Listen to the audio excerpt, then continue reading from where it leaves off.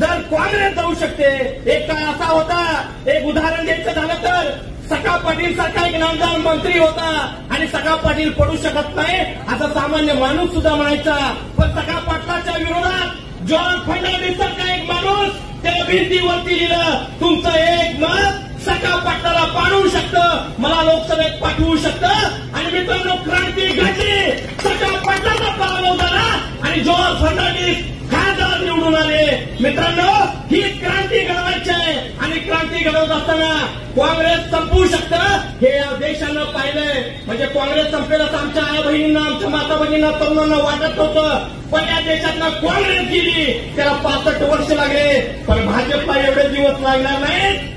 जुन्या काळात म्हणलं जायचं, आपल्याला दिवाळीचा सण येतो, बैलपोळा येतो, तेव्हा आमची आई, माझी आजी, माझी माता बैलाला गईला ओळखताना म्हणायची, हिडा पिडा तऊ दे, बळीचं राज्य येऊ दे, आम्हाला बळीचं राज्य पाहिजे.